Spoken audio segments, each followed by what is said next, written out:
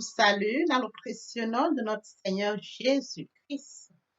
Vous êtes la bienvenue sur cette chaîne, l'unique véritable Dieu, où je partage la parole vivante, la parole efficace, la parole créative, celle qui était depuis le commencement. Oui, bien mes frères et sœurs, je souhaiterais aider chacun de nous à se rapprocher de Dieu afin de développer sa relation d'intimité avec Dieu. Bien mes frères et sœurs en Christ, lorsque vous connectez cette chaîne, édifiez-vous via la parole. Que la parole s'ensémence dans votre cœur. Et oui, bien mes frères et sœurs en Christ, il est écrit dans la parole de Dieu. Mon peuple périt faute de connaissance. Consciente de ce fait, je vous invite, bien mes frères et sœurs en Christ, à vous joindre à moi afin qu'ensemble, nous partageons la parole. Partager la parole pour toucher les vies. Partager la parole pour toucher, transformer les vies. Partager la parole pour toucher, changer les vies. Partager la parole pour toucher, illuminer les cœurs. Partager la parole pour toucher, sauver les vies. Bien, mes frères et sœurs en Christ, de la sorte, nous manifestons l'amour de Dieu. Et sur ce, nous amènerons plusieurs à la repentance et à la conversion. Voyez-vous, tel que mentionné dans la parole de Dieu, il y aurait plus de joie au ciel. Nous allons inonder le ciel de joie et encore de joie. Bien, mes frères et sœurs en Christ, je vous invite bien évidemment à vous abonner. Vous abonner vous permettra de recevoir plus d'enseignements. Ces enseignements vous aideront pour votre édification. Vous abonner vous permettra bien évidemment de garder une relation d'intimité avec Dieu via la parole. Merci Seigneur. Bien-aimés dans le Seigneur, je me réjouis de venir aujourd'hui partager avec vous la parole de Dieu. Je vous prie d'écouter cette très belle chanson. Et par la suite, nous allons poursuivre avec un autre enseignement.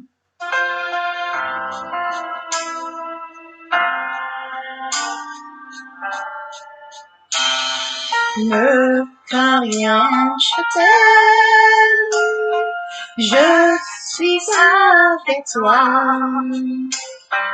Promesse suprême qui soutient ma foi. La sombre vallée n'a plus de terreur, l'âme consolée, je marche avec mon sauveur, non, non, non, non, jamais tout seul, jamais tout seul. Jésus mon sauveur me garde, je ne me laisse seul.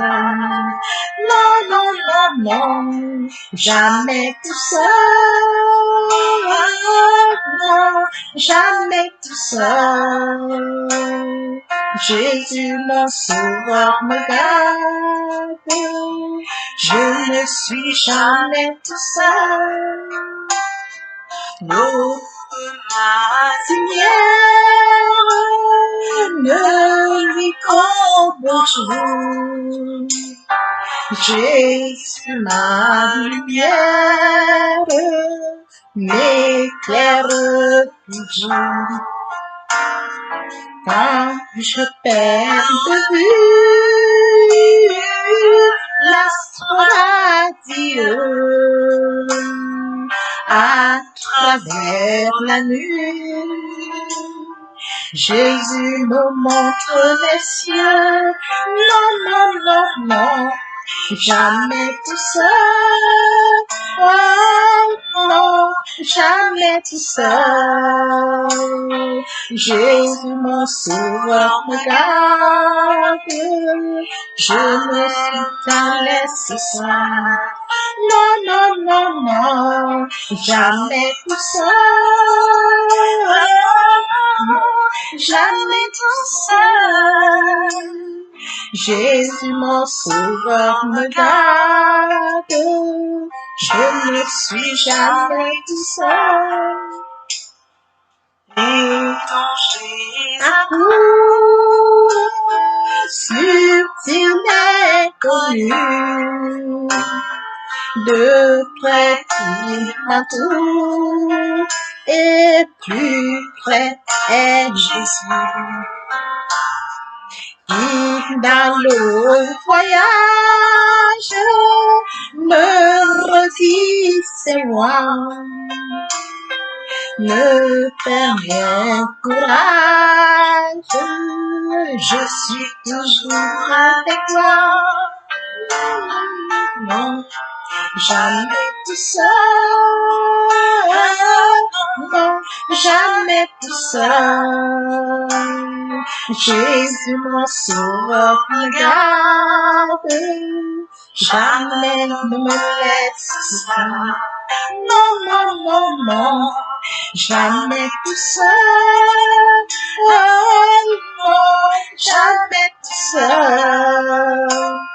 Jésus mon sauveur me garde, je ne suis jamais tout seul. Jésus mon sauveur me garde, je ne suis jamais tout seul.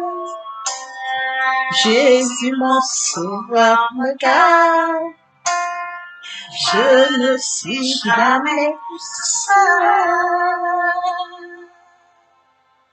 Merci Seigneur Jésus, merci Tante Père Céleste. Je ne suis jamais tout seul.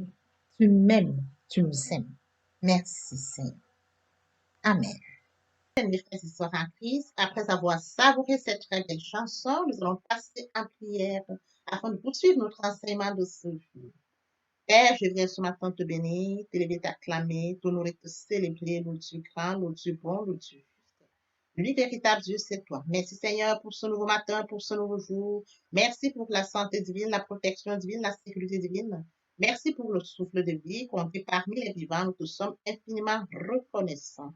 Esprit Saint, viens sanctifier les lieux, dresse autour de moi un mur de feu, afin d'éloigner toute influence négative qui pourrait nuire à ma prière. Arrange ma prière, sécurise-la. Conduis-la afin qu'elle parvienne agréablement aux oreilles de mon Dieu. Merci, Saint-Esprit.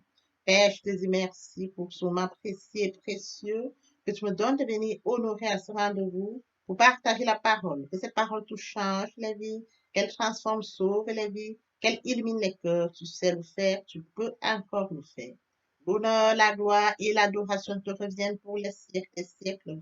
Au nom puissant de Jésus-Christ, je te prie. Amen. Et oui, bien mes frères et sœurs en Christ, nous allons poursuivre par la lecture de Luc 24, du verset 30 au verset 39. Là, il est écrit, pendant qu'ils étaient à table avec eux, il prit le pain et après avoir rendu grâce, il le rompit et le leur donna. Alors leurs yeux s'ouvrirent et ils le reconnurent. Puis il disparut devant eux. Et ils se dirent l'un à l'autre, notre cœur ne brûlait-il pas au-dedans de nous lorsqu'il nous parlait en chemin et nous expliquait les Écritures? Se levant à l'heure même, ils retournèrent à Jérusalem et ils trouvèrent les 11, ceux qui étaient avec eux, assemblés. Et disant, le Seigneur est réellement ressuscité, et il est apparu à Simon. Et ils racontèrent ce qui leur était arrivé en chemin et comment ils l'avaient reconnu au moment où il rompit le pain. Tandis qu'il parlait de la sorte, lui-même se présentant au milieu d'eux et leur dit, la paix soit avec vous. Saisis de frayeur et d'épouvante, ils croyaient voir un esprit. Mais il leur dit, pourquoi êtes-vous troublés et pourquoi pareille pensée s'élève-t-elle dans vos cœurs? Voyez mes mains et mes pieds, c'est bien moi. Touchez-moi et voyez, un esprit n'a ni chair, ni os comme vous voyez que j'ai. Et en disant cela, il leur montra ses mains et ses pieds. Comme dans leur joie, ils ne croyaient point encore, et qu'ils étaient dans l'étonnement, il leur dit, avez-vous ici quelque chose à manger? Ils lui présentèrent du poisson rôti et un rayon de miel. Il en prit et il mangea avec. Il en prit et il mangea devant eux. Puis il leur dit, c'est là ce que je vous disais lorsque j'étais encore avec vous, qu'il fallait que s'accomplisse tout ce qui était écrit de moi dans la loi de Moïse, dans les prophètes et dans les psaumes. Bien, mes frères et sœurs en Christ, Nous allons poursuivre notre enseignement de ce jour intitulé La puissance de la résurrection. Oui, tel que mentionné dans Luc 24, verset 30, bien mes frères et sœurs en Christ, les disciples ne savaient pas qu'ils avaient au milieu d'eux le Seigneur Jésus-Christ. C'est au moment où il rompit le pain, il rendit grâce et leur donna, alors leurs yeux s'ouvrirent. Leurs yeux s'ouvrirent après qu'ils aient eu à manger du pain que le Seigneur Jésus leur avait donné. Ils le reconnurent et il disparut. Bien, mes frères et sœurs en Christ, la puissance de la résurrection se manifeste en Christ. La puissance de la résurrection se manifeste en sa présence. Oui, bien, mes frères et sœurs, au milieu des disciples, les disciples ne l'ont point reconnu. Ils ne savaient pas que c'était lui qui était au milieu d'eux. Ils ne savaient pas que c'était lui qui leur donnait des conseils, qui leur rappelait des Écritures. Ils ne le savaient pas. Et oui, bien, mes frères et sœurs en Christ, ils ne savaient pas que c'est le Seigneur Jésus-Christ qui était au milieu d'eux. Si nous revenons dans les Écritures, il est écrit dans Luc 24, 25. Alors Jésus leur dit, ô homme sans intelligence, et dont le cœur est lent à croire tout ce qu'ont dit les prophètes, ne fallait-il pas que le Christ souffrit ces choses et qu'il entrât dans sa gloire? Ne fallait-il pas qu'il souffrit? Ne fallait-il pas qu'il souffrit pour entrer dans sa gloire? Il leur rappelle ce qu'il leur enseignait. Il leur rappelle les moments quand ils étaient ensemble, en souvenir. Il fallait qu'il souffre. Il fallait qu'il passe à la croix de Golgotha. Il est passé de la mort à la vie. Il est au milieu des disciples. Les disciples ne le reconnaissent pas. Et oui, bien mes frères et sœurs, ils ne le reconnaissent pas. Mais à partir du moment où il prit le pain, il rendit grâce et leur donna en ce moment précis. Et après qu'ils aient pris le pain, c'est écrit, bien mes frères et sœurs en Christ. Pendant qu'ils étaient à table avec eux, il prit le pain et après avoir rendu grâce, il le rompt et le leur donna. Alors leurs yeux s'ouvrirent et ils le reconnurent, mais il disparut de devant eux. Il y a une puissance qui s'est manifestée. La puissance de la croix continue encore à se manifester en Christ. Oui, bien mes frères et sœurs en Christ, à la croix de Golgotha, il a manifesté sa puissance. Une fois au milieu des disciples, encore, la puissance continue à se manifester. Après qu'il ait rendu grâce, il leur donna du pain, il prit du pain, le leur donna, leurs yeux s'ouvrirent. La puissance de la résurrection. Et oui, bien mes frères et sœurs en Christ, nous allons poursuivre notre enseignement de ce jour intitulé La puissance de la résurrection. Il est écrit dans 2 Corinthiens 3, 18. Nous tous qui, le visage découvert, contemplons comme dans un miroir la gloire du Seigneur, nous sommes transformés en la même gloire, de gloire en gloire, comme par le Seigneur l'Esprit. Et oui, bien mes frères et sœurs en Christ, nous pourrons le compléter par la lecture de Luc 24, versets 25, 26. Ô homme sans intelligence, et dont le cœur est lent à croire tout ce qu'ont dit les prophètes. Ne fallait-il pas que le Christ souffrit ces choses et qu'il entre dans sa gloire? Christ est entré dans sa gloire. Comme je l'avais dit aux enseignements précédents, la gloire de Christ est notre gloire. Parce qu'il est mort sur le Golgotha pour nous. Il est écrit dans la parole, Dieu a tant aimé le monde qu'il a donné son Fils unique, afin que quiconque croise en lui ne périsse point, mais qu'il ait la vie éternelle à partir du moment où on accepte Jésus comme Seigneur et Sauveur. Oui, bien mes frères et sœurs en Christ, nous bénéficions de la puissance. Nous devenons des enfants de Dieu et nous bénéficions de tout ce qui s'est manifesté à la croix de Golgotha. Il a porté nos fables, il a porté nos manquements, notre désobéissance. Celui qui n'était pas pécheur, celui qui n'a pas commis de péché. On l'a fait devenir pécheur pour nous. Et oui, bien mes frères et sœurs, sa domination est la nôtre. Son autorité est notre autorité. Sa gloire est notre gloire. C'est écrit. Nous tous qui, le visage découvert, contemplons comme dans un miroir la gloire du Seigneur. Nous sommes transformés à la même image de gloire en gloire, comme par le Seigneur, par l'Esprit. Bien mes frères et sœurs, nous sommes transformés par la même gloire. C'est écrit. Quel amour, bien mes frères et sœurs en Christ. La gloire du Seigneur Jésus-Christ est la nôtre. Nous sommes transformés en la même gloire, comme par le Seigneur, l'Esprit. Mes frères et sœurs, poursuivons avec notre enseignement de ce jour, intitulé La puissance de la résurrection. Il est écrit dans 1 Corinthiens 15, 45. C'est pourquoi il est écrit, le premier homme Adam devint une âme vivante. Le dernier Adam est devenu un esprit vivifiant. Et oui, bien, mes frères et sœurs, lorsque nous remontons dans les Écritures, nous savons que Dieu a créé l'homme à partir de la terre. Il a pris la terre, il a façonné l'homme. Le premier homme devint une âme vivante. Le premier homme devient une âme vivante. Bien, mes frères et sœurs en Christ, le premier homme, Adam, lorsque nous remontons dans les Écritures, c'est bien Adam qui est le premier homme que Dieu a créé à partir de la terre. Dieu l'a créé à partir de la terre. Il est devenu une âme vivante. Il est mentionné ensuite, le dernier Adam est devenu un esprit vivifiant. Oui, bien, mes frères et sœurs en Christ, il passe de l'âme vivante à l'esprit vivifiant. Il est bien évidemment écrit dans Jean 3, 8.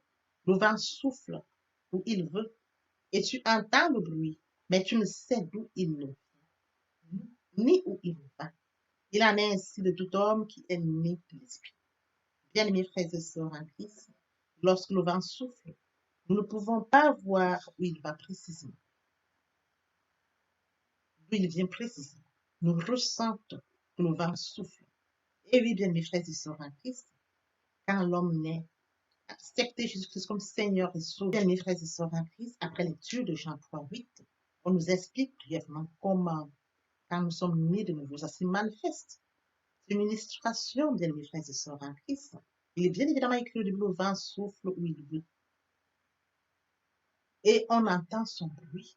Mais nul ne sait où il va, d'où il vient. C'est de la même manière pour tout homme qui est né en esprit. Tout homme qui accepte Jésus-Christ comme Seigneur. Tout homme qui vient vers le Seigneur Jésus-Christ dit, je t'accepte comme Seigneur et Sauveur. Il se laisse guider par le Seigneur Jésus-Christ. Lorsque vous l'acceptez, bien mes frères et sœurs en Christ, votre vie n'est plus sous votre contrôle. C'est lui qui vous guide. Vous n'avez plus le contrôle de votre vie. Vous sentez qu'on vous conduit comme le vent qui souffle. C'est écrit, le vent souffle où il veut. Tu entends le bruit. Quand le Saint-Esprit est en vous, vous sentez, vous le ressentez que l'Esprit Saint est là. Mais c'est lui qui vous conduit. C'est lui qui vous guide. C'est lui qui vous oriente. Il est né de nouveau. Il laisse conduire par le Saint-Esprit. C'est l'Esprit Saint qui le conduit. Il ressent la présence du Saint-Esprit. Il sait que le Saint-Esprit est présent en lui. Il n'a plus le contrôle, mais c'est le Saint-Esprit qui le guide. Comme mentionné ici, le vent souffle où il veut. Tu entends le bruit, mais tu ne sais d'où il vient, d'où il va. Oui, bien, mes frères et sœurs en Christ, c'est écrit, votre corps est le temple du Saint-Esprit. L'Esprit Saint habite en vous. Il prend le total contrôle de votre corps. Il vous guide, il vous oriente, il se manifeste en vous. Le Seigneur Jésus-Christ a dit, je ne vous laisserai pas seul, je vous enverrai le consolateur, l'Esprit Saint. Quand il habite en vous, il a le total contrôle. Il se manifeste. Ce n'est plus vous qui prenez le contrôle, mais c'est le Saint-Esprit qui prend le contrôle. C'est lui qui vous guide. C'est lui qui vous oriente. Oui, bien, mes frères et sœurs, en Christ est assis à la droite du Père. Il intercède en notre faveur. Il ne nous a pas laissés seuls. Le Saint-Esprit qui est en nous prend la suite, prend la relève, nous conduit, nous guide, nous oriente, se manifeste au-dedans de nous. Et oui, bien, mes frères et sœurs en Christ, il en est ainsi de tout homme qui est né en esprit. Poursuivons par la lecture de Actes 26, 8. Quoi nous semble-t-il incroyable que Dieu ressuscite les morts? Oui, bien, mes frères et sœurs en Christ, Dieu a ressuscité son Fils Jésus-Christ. Il est ressuscité le troisième jour. Oui, bien, mes frères et sœurs en Christ, nous sommes dans la gloire de Christ. Nous allons de gloire en gloire. Christ est mort sur le Golgotha et il est passé de la mort à la vie. Ce passage, nous en bénéficions. Avec lui, nous sommes assis à la droite du Père. C'est écrit. Bien, mes frères et sœurs en Christ, nous devons être conscients que Dieu a tant aimé le monde qu'il a donné son Fils unique, afin que quiconque croit, croit en lui ne périsse point, mais qu'il ait la vie éternelle. Oui, bien, mes frères et sœurs, lorsque nous acceptons Jésus comme Seigneur et Sauveur, lorsque nous passons par la repentance et la conversion, nous passons à notre vie. Nous changeons le centre de gravité de notre vie. Nous tournons vers notre vie, vers le Seigneur Jésus-Christ. Nous laissons le contrôle de notre vie entre les mains du Seigneur Jésus-Christ. L'Esprit Saint prend le contrôle et se manifeste, tel que mentionné dans Jean 3:8. Le vent souffle où il veut, et tu entends le bruit, mais tu ne sais d'où il vient, ni d'où il va. Il en est ainsi de tout homme qui est né de l'Esprit. L'herbe sèche, la fleur tombe, mais la parole de Dieu demeure éternelle. Papa, je t'aime. Papa, je t'aime. Oh. Papa, je t'aime. Tu es mon papa. Papa, je t'aime. Papa, je t'aime. Oh. Papa, je t'aime. Tu es mon bien-aimé et mon Dieu. Et mon Dieu. Et mon Dieu. Oui, bien, mes frères et sœurs en Christ, le moment est venu pour nous de poursuivre avec les deuxième et troisième parties de notre enseignement. Partie qui vient de compléter cette première pour notre édification, mes frères et sœurs en Christ, et mon Dieu, et mon Dieu, et mon Dieu. Le moment est venu pour nous de poursuivre avec les deuxième et troisième parties, partie qui vient donc compléter cette première pour notre édification. Sur ce, je vous invite à tendre l'oreille, bien, mes frères et sœurs, pour poursuivre cet enseignement. Merci, Seigneur. Poursuivons avec la deuxième partie et troisième partie de notre enseignement qui vient nous compléter cette première pour notre édification. Se repentir, c'est regretter, c'est sans vouloir, c'est pleurer. La repentance est un changement d'attitude, se détourner de son mal pour se tourner vers Dieu. Nous confessons le péché, les fidèles et justes pour les pardonner et pour nous purifier de toute iniquité. Se convertir, c'est le fait de déplacer le centre de gravité de ma vie ancienne vers mon Dieu. Se convertir, c'est de croire en Jésus. Avant, nous avions une vie qui ne nous fait pas Dieu. Nous devons détacher de cette vie. Et le centre de gravité doit venir vers la nouvelle vie. Lorsque les cœurs se convertissent, le voile est ôté. Oh, le Seigneur, c'est l'esprit là où est l'esprit du Seigneur, là, et la liberté. Toutes les personnes qui ne sont pas encore engagées à suivre le Seigneur, pour ceux qui sont engagés, mais qui auraient abandonné pour quelque raison que ce soit, le moment est venu pour nous de passer en prière via cette chanson. Je m'approche de toi, Seigneur Jésus, je m'approche de toi, source de vie, source de vie, source de vie, mon sauveur béni. Source de vie, source de vie, source de vie, mon sauveur béni. Contemplez-moi sans repentance. Je m'engage dès ce jour à venir vers toi. Je sais que je suis pécheur. Je viens vers toi dès ce jour. Jésus-Christ est mort sur le Golgotha pour mes fautes, mes manquements, ma désobéissance. Père, je viens ce jour en signe de reconnaissance. Accepter Jésus-Christ comme Seigneur et Sauveur. Oui, Seigneur, je te dis merci pour le plat. Merci, Seigneur, pour avoir sauvé mon âme. Merci, Seigneur, pour cette grâce que tu m'as accordée. Merci, Père. Amen. Notre Père Céleste, merci pour les âmes précieuses. Merci pour l'engagement de ces âmes. Laisse tout entre tes mains, le Dieu qui conduit, le Dieu qui veille.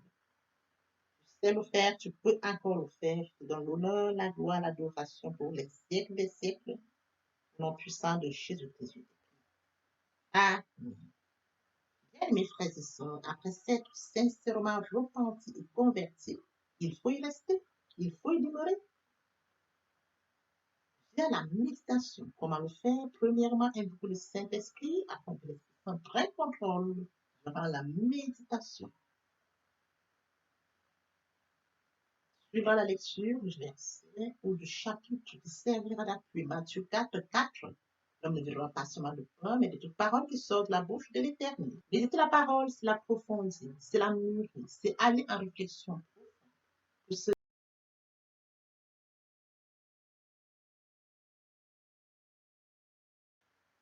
livre, la loi ne s'éloigne point de ta bouche, mais il le faut. C'est alors que tu auras du succès dans tes entreprises. C'est alors que tu réussis. Après méditation, il faut recevoir la parole. C'est à la fois. La foi est une ferme assurance des choses qu'on espère, une démonstration de celles qu'on ne voit pas. La foi vient de ce qu'on entend vient de la parole de Dieu. Par conséquent, la foi vient de la parole de Dieu. Bien, mes frères et sœurs, vient dans le moment de mettre en pratique. On nous donne tout ce qu'on reçoit. En louange la parole, en adoration la parole, en jeûne et prière la parole, déclarer la parole au moment opportun. Nous observons cette étape, nous rencontrons grandir spirituellement, tout en développant une relation d'intimité avec Dieu. Voyez-vous, nous allons dégager l'amour de Dieu. Dans l'espoir que cet enseignement est enrichissant, je vous prie de le partager au maximum autour de vous, afin de participer à l'édification de votre entourage et encore plus. L'Éternel Dieu vous bénisse, ainsi que vos familles respectives. À très bientôt. Et